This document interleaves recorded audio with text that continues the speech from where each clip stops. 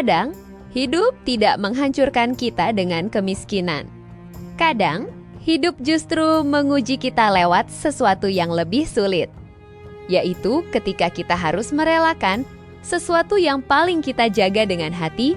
Aku tidak pernah membayangkan bahwa rumah tanggaku yang selama ini tenang, sederhana, dan penuh harapan akan berubah hanya karena satu malam hujan, satu jalan licin, dan satu kecelakaan yang menyeret seorang gadis tunarungu masuk ke dalam kehidupan kami.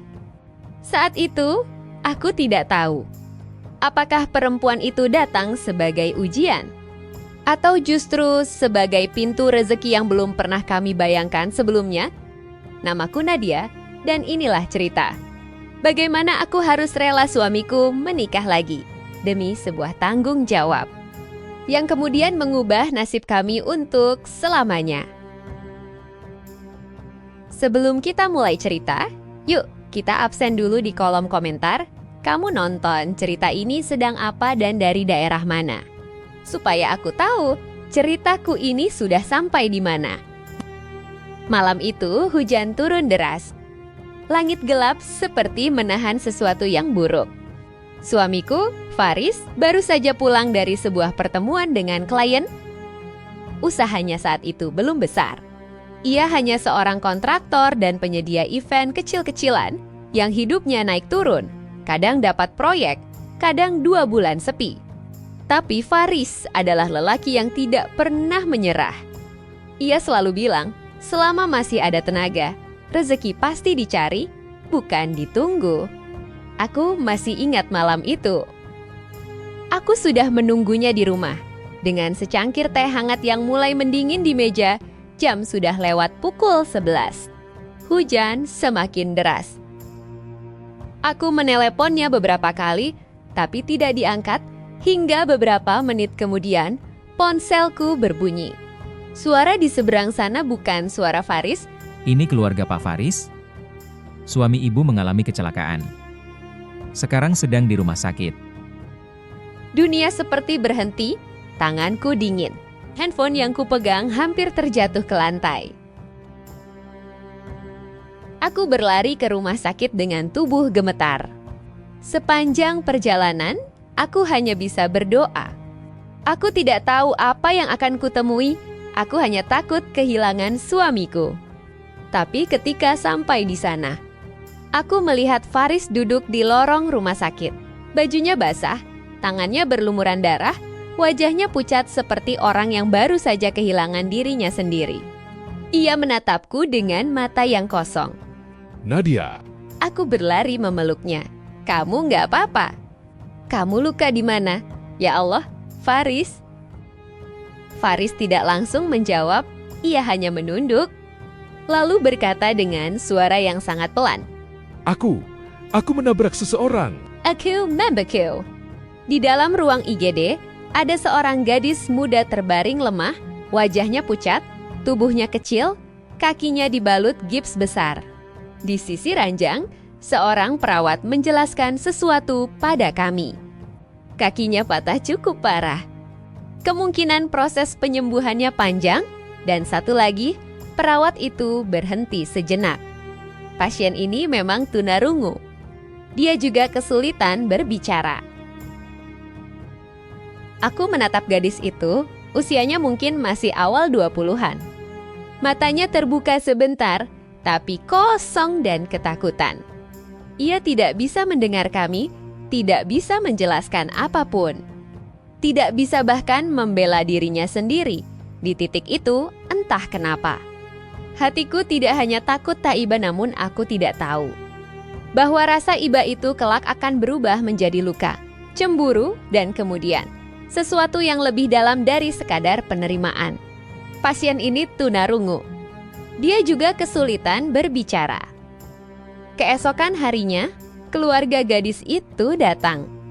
Gadis itu namanya Alia. Ia tinggal bersama ibunya, ayah tirinya, dan seorang paman yang sejak awal bicara paling keras. Mereka bukan keluarga kaya, rumah mereka sederhana, kehidupan mereka pas-pasan. Tapi dari cara mereka memandang Faris, Aku bisa merasakan ada sesuatu yang membuat dadaku tidak nyaman. Faris berkali-kali meminta maaf. Ia menawarkan biaya pengobatan sepenuhnya. Ia bahkan berjanji akan membiayai terapi Alia sampai sembuh. Tapi keluarga itu tidak puas. Pamannya memukul meja. Biaya pengobatan selesai 1 hari. Setelah itu, bagaimana hidup dia? Siapa yang mau sama anak seperti dia? Kata pamannya sambil menunjuk ke muka Faris. Aku menahan napas. Ibunya Alia menangis, tapi di sela tangis itu, kata-katanya justru menusuk. Anak saya sudah cacat dari lahir. Sekarang kakinya patah karena suami ibu. Mau jadi apa hidup dia nanti? Faris menunduk. Aku tahu ia merasa bersalah. Ia memang tidak menabrak dengan sengaja. Jalan licin, Alia menyeberang mendadak dan pandangannya terhalang kendaraan lain. Tapi kecelakaan tetaplah kecelakaan. Dan rasa bersalah tidak pernah peduli siapa yang salah lebih dulu. Namun percakapan itu semakin lama terasa tidak murni. Pamannya kembali berkata, dia itu laki-laki mapan, punya rumah, punya mobil, punya usaha. Masa cuma kasih biaya rumah sakit lalu selesai? Seketika aku menoleh ke Faris lo mereka. Hatiku mulai membaca sesuatu yang tidak ingin kuakui. Mereka bukan hanya bicara tentang tanggung jawab. Mereka sedang menilai isi garasi rumah kami. Mereka sedang mengukur luas rumah kami. Mereka sedang memandang suamiku bukan sebagai orang yang menyesal, tapi sebagai jawaban atas masa depan Alia. Aku mencoba menahan diri. Aku tahu ini situasi sensitif. Tapi ketika ibunya Alia berkata, kalau laki-laki seperti dia tidak menikahi anak saya, siapa lagi yang mau? Aku merasa dadaku terbakar. Faris masih berusaha menjawab dengan tenang. Saya akan tanggung semua kebutuhan Alia sampai sembuh. Saya bertanggung jawab. Tapi paman itu bangkit sambil menunjuk ke arah Faris dan berkata, bukan cuma sembuh, tapi kamu harus nikahi dia. Ruangan mendadak hening. Aku bisa mendengar suara napasku sendiri, telingaku berdengung. Aku menatap Faris, berharap ia langsung menolak, berharap ia berkata tidak. Berharap ia menatapku dan berkata bahwa rumah tangga kami lebih penting dari semua tekanan itu, tapi Faris hanya diam. Dan diamnya lelaki yang merasa bersalah seringkali lebih berbahaya daripada kemarahan. Dalam perjalanan pulang, kami tidak banyak bicara. Hujan sudah berhenti, tapi di dalam mobil udara terasa berat. Aku menatap keluar jendela, lalu akhirnya bertanya pelan, kamu nggak mungkin mempertimbangkan itu kan? Faris menggenggam setir lebih erat. Aku nggak tahu, Nadia. Dengan tatapan kosong Faris menjawab. Namun, jawaban itu menghantamku lebih keras dari apapun. Kamu nggak tahu. Tanyaku serasa tak percaya. Aku salah. Aku sudah bikin hidup orang hancur. Gumam Faris. Lalu bagaimana dengan hidup kita? Suaraku mulai bergetar. Hidup aku, pernikahan kita. Faris diam.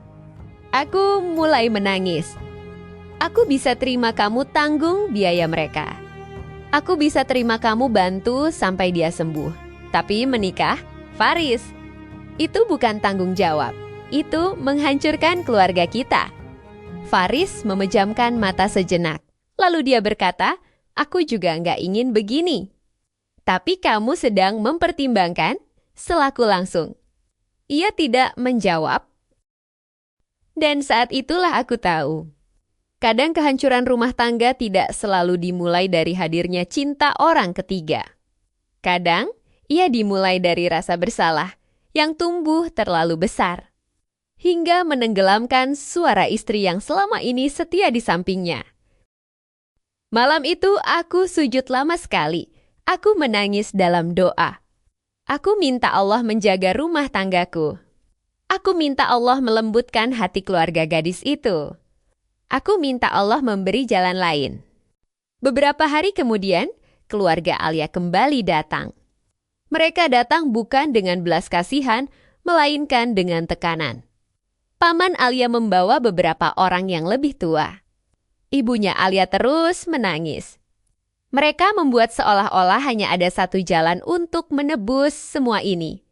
Alia itu perempuan lemah, tunarungu, sekarang lumpuh sementara. Kalau bukan suami ibu, siapa yang akan menjamin hidupnya? Aku menjawab dengan suara tertahan. Kami akan jamin hidupnya, tapi tidak harus dengan pernikahan. Pamannya menatapku sinis dan berkata, tentu ibu nggak mau, karena ibu yang akan rugi. Kalimat itu begitu tajam, begitu merendahkan. Seolah seluruh keberadaanku hanya penghalang. Aku tidak bisa diam lagi.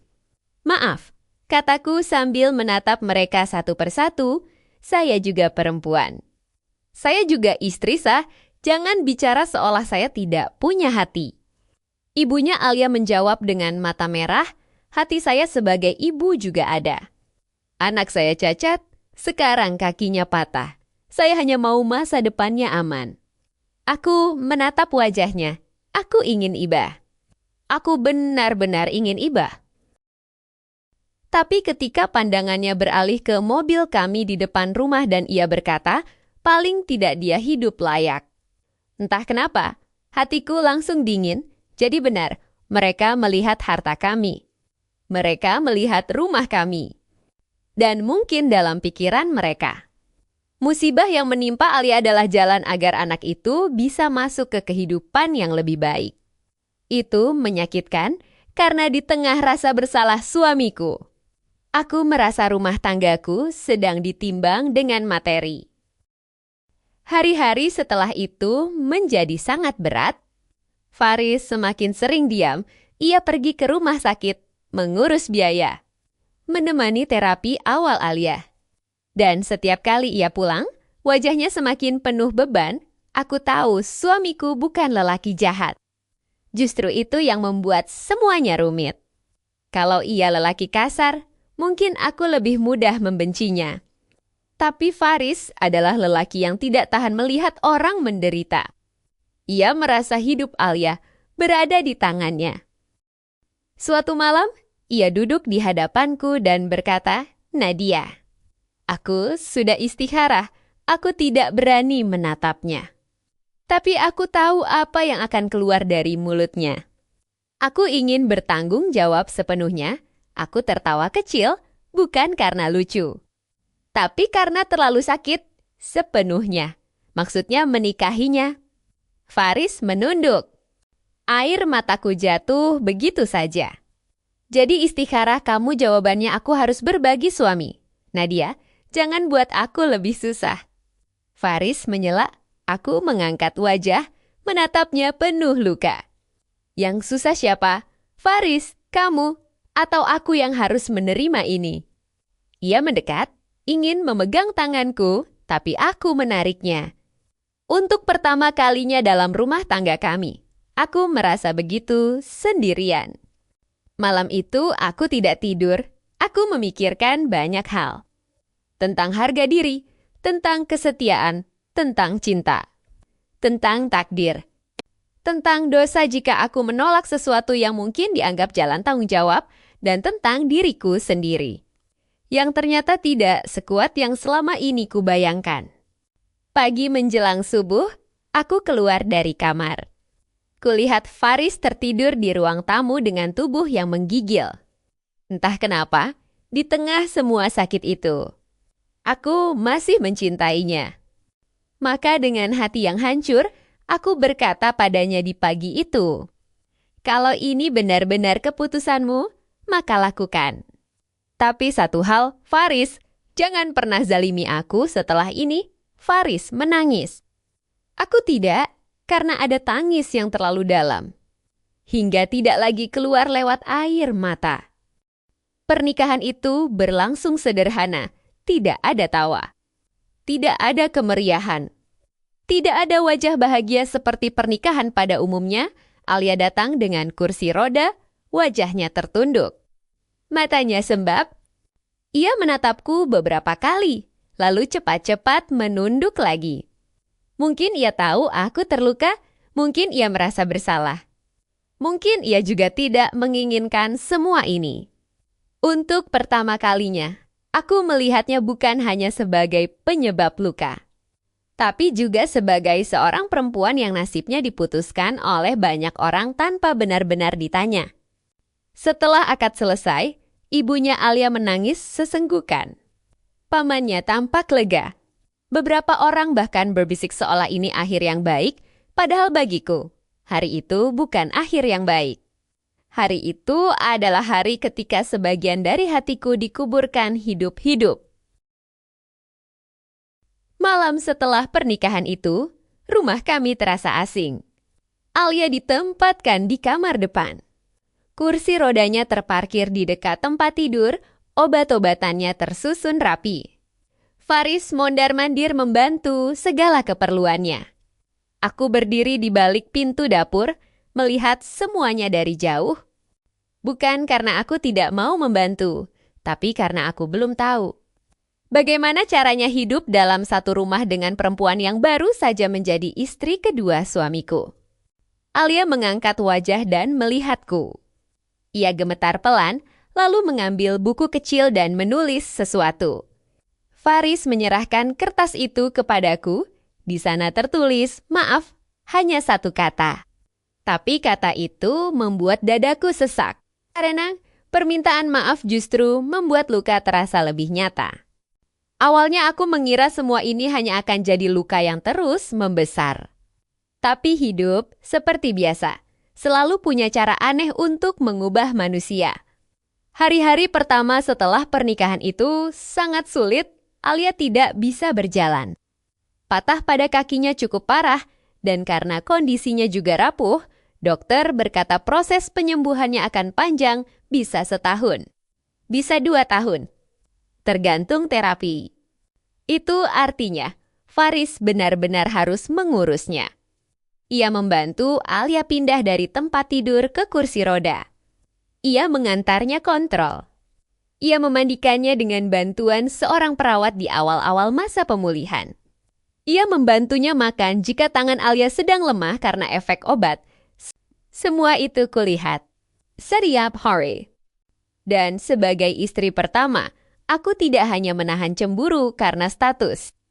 Aku juga menahan luka karena perhatian suamiku kini tercurah besar kepada perempuan lain. Walaupun dengan alasan sakit. Aku sering duduk sendirian di kamar, mendengar suara kursi roda didorong di lorong rumah, mendengar Faris memanggil lembut. Mendengar keheningan Alia, yang bahkan tidak bisa membalas dengan suara. Kadang aku marah pada keadaan, kadang aku marah pada Faris. Kadang, aku marah pada diriku sendiri karena masih tidak bisa ikhlas. Beberapa kali keluargaku datang dan menyuruhku pergi. Untuk apa bertahan? Kamu masih muda. Kamu nggak wajib menerima ini. Tapi setiap kali aku hendak mengiyakan, aku melihat Faris pulang dari terapi dengan wajah lelah. Lalu tetap menanyakan apakah aku sudah makan. Aku melihat Alia menunduk setiap kali berpapasan denganku. Seolah ia takut menyakiti aku hanya dengan keberadaannya, dan entah kenapa, aku tidak bisa pergi. Waktu terus berjalan, sebulan, 3 bulan, 6 bulan. Rumah kami berubah pelan-pelan, bukan menjadi lebih bahagia, tapi menjadi lebih sunyi. Alia ternyata tidak pernah membuat ulah. Ia tidak pernah menuntut apa-apa. Ia tidak pernah mencoba merebut perhatian Faris secara berlebihan. Ia justru lebih sering menangis diam-diam saat merasa menjadi beban. Suatu sore, ketika Faris keluar membeli obat, aku masuk ke kamarnya membawa sup hangat. Aku melihat Alia duduk sendiri di kursi roda, menatap jendela dengan mata kosong. Aku meletakkan mangkuk di meja. Ia menoleh padaku dengan sedikit terkejut. Aku tidak bicara banyak, hanya berkata singkat. Makan dulu sebelum dingin. Tangannya gemetar mengambil buku kecilnya. Ia menulis dengan cepat, lalu menyerahkannya padaku. Terima kasih, aku tidak menjawab. Tapi untuk pertama kalinya, aku tidak pergi dengan hati penuh marah. Ada sesuatu yang perlahan membuatku berubah. Alia memang tidak bisa mendengar, ia juga tidak lancar bicara. Tapi ia punya cara sendiri untuk berkomunikasi, ia menulis. Ia menulis saat ingin minum, ia menulis saat minta maaf, ia menulis saat sakit. Ia menulis saat berterima kasih. Ia menulis saat merasa merepotkan. Dan hampir semua tulisan itu berisi rasa bersalah. Maaf merepotkan, maaf Faris jadi capek, maaf Kak Nadia sedih. Kalimat terakhir itu yang paling menghancurkanku. Suatu malam, ketika Faris tertidur di sofa karena kelelahan setelah seharian menemani Alia terapi, aku berjalan melewati kamar Alia. Pintu sedikit terbuka. Aku melihat ia sedang salat sambil duduk. Gerakannya lambat, tubuhnya masih lemah. Setelah itu, ia menangis dalam diam. Bibirnya bergerak pelan, mungkin berdoa dengan caranya sendiri. Aku berdiri lama di balik pintu, entah kenapa. Malam itu, untuk pertama kalinya, aku tidak melihat Alia sebagai perempuan yang merampas bahagiaku. Aku melihatnya sebagai manusia yang juga sedang menjalani ujian, dan sejak malam itu, hatiku mulai retak. Bukan karena luka, tapi karena mulai luluh. Perubahan itu tidak terjadi sekaligus. Awalnya aku hanya membantu hal-hal kecil, menaruh makanan di kamarnya, merapikan selimutnya, menemani sebentar saat Faris pergi, membantu memilihkan baju. Alia selalu membalas dengan tulisan pendek, senyum malu-malu, dan mata yang berkaca-kaca. Semakin hari, aku semakin menyadari satu hal, perempuan ini tidak pernah datang dengan niat jahat. Justru mungkin, dia adalah orang yang paling tidak punya kuasa atas semua yang terjadi. Malam itu, aku duduk sendiri di teras depan. Alia sudah tertidur, mungkin efek dari obat yang dikonsumsinya. Atau mungkin dia sengaja tidur cepat supaya bisa terbangun tengah malam. Seperti beberapa kali aku dapati dia sedang sholat dan berdoa. Di waktu-waktu tengah malam. Pikiranku saat ini merasa semakin tenang. Sementara itu, sesuatu yang aneh mulai terjadi pada usaha Faris. Beberapa bulan setelah pernikahan itu, Faris mendapat proyek yang tidak terduga. Sebuah tender dekorasi dan penataan event skala besar yang biasanya dipegang perusahaan yang jauh lebih mapan. Ia pulang malam itu dengan wajah tidak percaya. Sambil menggenggam tanganku, Faris berkata, "Nadia, kita menang. Aku ikut senang. Tentu saja, kami memang sedang butuh uang. Biaya terapi Alia tidak kecil. Kebutuhan rumah juga naik. Jadi kemenangan itu seperti hujan di tengah kemarau. Tapi setelah itu, kejadian serupa terus berulang. Tender kedua menang. Tender ketiga juga menang. Lalu kontrak pengadaan perlengkapan event tahunan. Lalu kerja sama baru dengan beberapa vendor besar. Keuntungan Faris meningkat drastis. Awalnya kami pikir itu hanya masa bagus. Tapi ketika bulan demi bulan berlalu dan rezeki itu terus mengalir, semua orang mulai bicara, aneh ya, sejak menikah lagi usahanya malah melejit. Jangan-jangan istrinya itu bawa hoki. Ada orang memang datang bersama keberuntungan. Aku mendengar semua itu, tapi jujur, saat itu aku tidak terlalu memikirkannya. Karena di rumah, yang kulihat bukan keberuntungan. Yang kulihat adalah kursi roda, obat, jadwal terapi, tubuh Faris yang semakin lelah, dan Alia yang masih belum bisa berdiri normal. Kami memang mulai hidup lebih lapang. Rumah direnovasi sedikit, mobil diganti yang lebih nyaman. Beberapa utang lama lunas. Tapi di dalam pikiranku, kekayaan yang datang itu terasa seperti bagian terpisah dari drama rumah tangga kami. Aku tidak pernah benar-benar menghubungkannya dengan Alia. Bagiku saat itu, Alia tetap perempuan yang sedang sembuh. Dan aku tetap perempuan yang sedang belajar menerima. Tahun kedua pernikahan itu, kondisi Alia mulai sedikit membaik.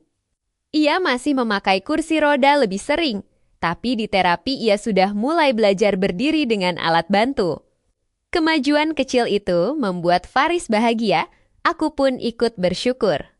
Namun di saat yang sama, ibunya Alia jatuh sakit. Perempuan yang dulu paling keras menuntut pernikahan itu mendadak melemah.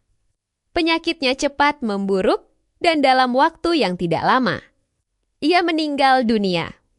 Hari itu masih sangat jelas di ingatanku, rumah duka ramai. Tangisan terdengar di mana-mana.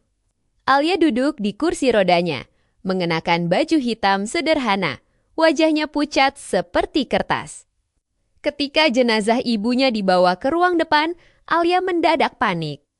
Ia meraih tangan orang-orang di sekitarnya, matanya membesar. Mulutnya terbuka, ia menangis, tapi tanpa suara. Itu pemandangan yang tidak akan pernah kulupakan. Tangisan tanpa suara ternyata jauh lebih menyakitkan daripada teriakan.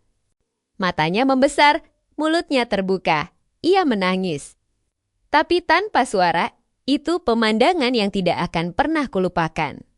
Tangisan tanpa suara ternyata jauh lebih menyakitkan daripada teriakan.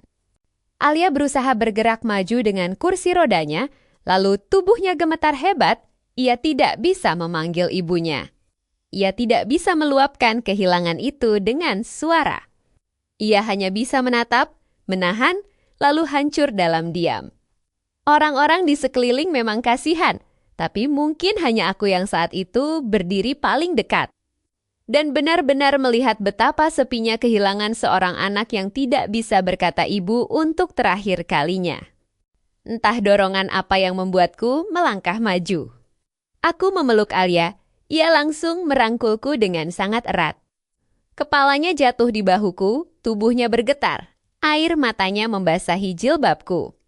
Dan di momen itu, untuk pertama kalinya, aku tidak merasa sedang memeluk maduku. Aku merasa sedang memeluk seorang adik yang baru kehilangan dunianya sejak hari kematian ibunya. Hubungan kami berubah sepenuhnya. Alia jadi lebih dekat denganku. Ia mulai mencari aku jika Faris tidak ada, ia menunjukkan tulisan-tulisannya kepadaku. Kadang ia hanya duduk di sampingku di dapur saat aku memasak. Memperhatikan tanganku bekerja, lalu tersenyum kecil saat aku menyuapi hasil masakanku kepadanya. Aku pun mulai terbiasa dengan kehadirannya. Mulai paham ekspresinya. Mulai mengerti kapan ia sedang takut, kapan sedang menahan sakit, kapan sedang sedih tanpa sadar. Ia tidak lagi terasa seperti orang luar.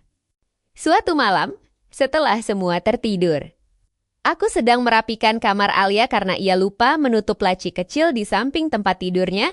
Saat itulah aku melihat sebuah buku catatan lusuh. Aku tidak berniat membuka miliknya. Tapi buku itu jatuh dan beberapa lembar terbuka sendiri. Di halaman pertama, tertulis tulisan tangan yang sederhana. Ya Allah, bahagiakan rumah ini, aku terdiam. Kubalik pelan halaman berikutnya.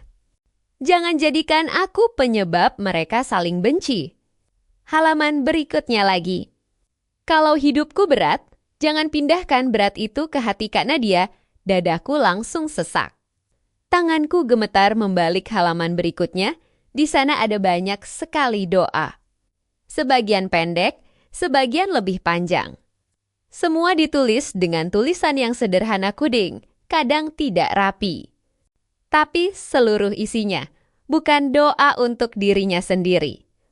Ia mendoakan Faris dimudahkan rezekinya. Ia mendoakan aku diberi ketenangan. Ia mendoakan rumah ini dijaga dari perpecahan. Ia mendoakan agar dirinya segera sembuh supaya tidak menjadi beban. Aku duduk di lantai, memegang buku itu sambil menangis. Selama ini, aku sibuk berjuang melawan cemburu, menahan sakit, belajar menerima, tapi aku tidak pernah tahu bahwa dalam diamnya, Alia juga sedang berperang melawan rasa bersalah yang amat besar. Dan mungkin lebih dari itu. Malam itu untuk pertama kalinya, aku mulai berpikir, apa mungkin rezeki Faris yang datang terus-menerus ini adalah buah dari doa seorang hati yang tulus? Aku tidak tahu. Dan mungkin aku memang tidak perlu tahu dengan pasti, tapi aku tahu satu hal.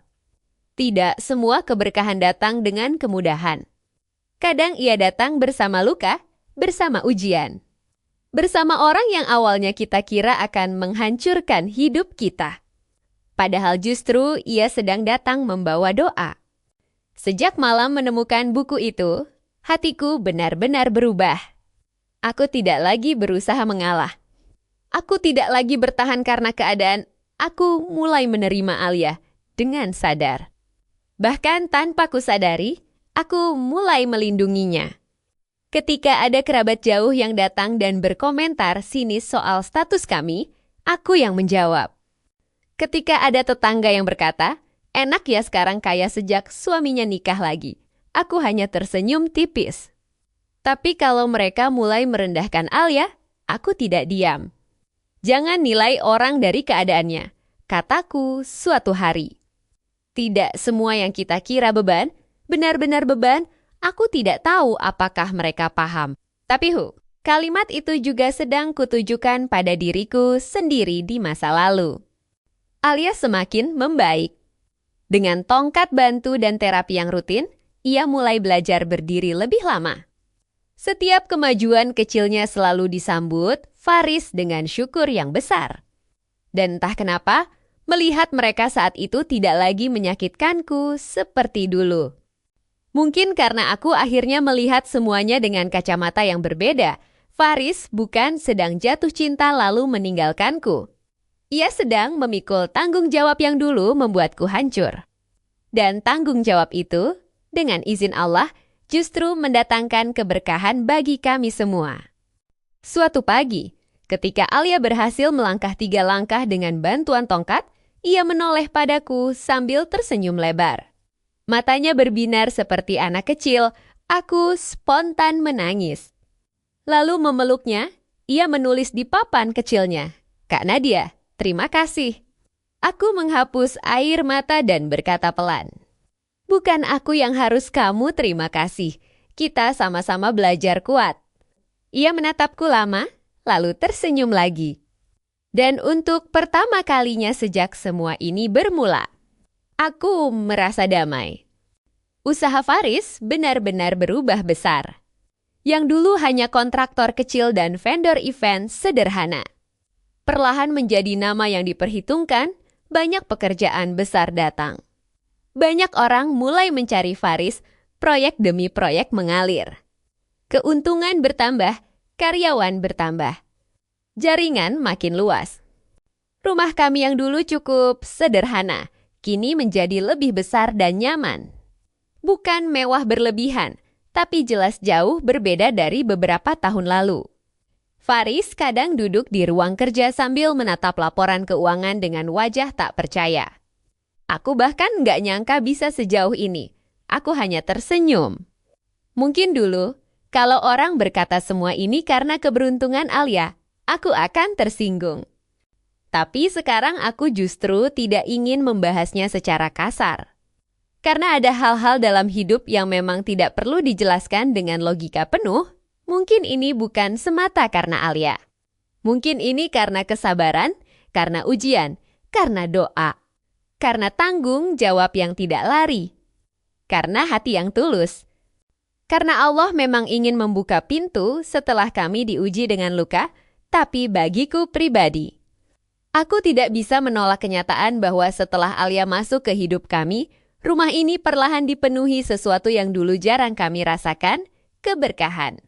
Bukan hanya uang, tapi juga kelembutan hati, kedekatan, kedewasaan, dan kemampuan untuk melihat takdir dengan lebih lapang. Suatu sore yang tenang, kami bertiga duduk di teras rumah. Faris sedang menatap halaman depan sambil menikmati teh. Alia duduk di kursi dengan tongkat di sampingnya.